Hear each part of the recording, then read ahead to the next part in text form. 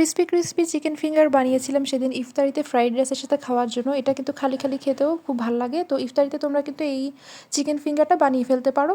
তো আমি এখানে মুরগির ব্রেস্ট পিস নিয়েছি, এরকম সাইজ করে কেটে নিয়েছি। এরপর দিয়ে দিচ্ছি আদা পেস্ট, রসুন পেস্ট, দিয়ে দিচ্ছি মরিচের গুঁড়ো, গোলমরিচের গুঁড়ো। এরপর হচ্ছে একটু সামান্য লেবুর রস দিয়ে দিচ্ছি যাতে ম্যারিনেশনের সুবিধা হয়। এরপর দিয়ে দিচ্ছি গরম মশলা, মুরগির মাংসের মশলা, রাঁধুনিটাই ব্যবহার করছি। এরপর দিয়ে দিচ্ছি টমেটো কেচাপ, এরপর যাবে হচ্ছে পরিমাণ মতো লবণ, এরপর হচ্ছে সামান্য একটু তেল দিয়ে সবগুলো মশলা মুরগির গায়ে ভালো মতো মেখে নিচ্ছি। এটা আমি 2 ঘন্টার জন্য ম্যারিনেশনে রাখবো, তোমরা চাইলে 20 মিনিটও রাখতে পারো। এরপর হচ্ছে আমি কোটিংয়ের জন্য এখানে হচ্ছে আটা নিয়ে নিচ্ছি। আটার মধ্যে সামান্য মশলা যেমন মরিচের গুঁড়ো, গোলমরিচের গুঁড়ো আর একটু সামান্য পরিমাণে লবণ দিয়ে ভালো করে মিক্স করে নিচ্ছি।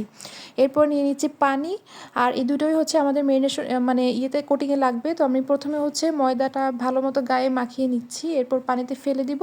পানিতে ফেলে দিয়ে সাথে সাথে একটু ভেজার পরে কিন্তু আবার তুলে নিচ্ছি, আবারও কিন্তু ময়দাটা গায়ে ভালো মতো মাখিয়ে নিচ্ছি, এরকম চেপে চেপে দেন হচ্ছে ঝাঁকিয়ে নিচ্ছি। তাহলে দেখো শেপটা হচ্ছে এরকম আসতেছে।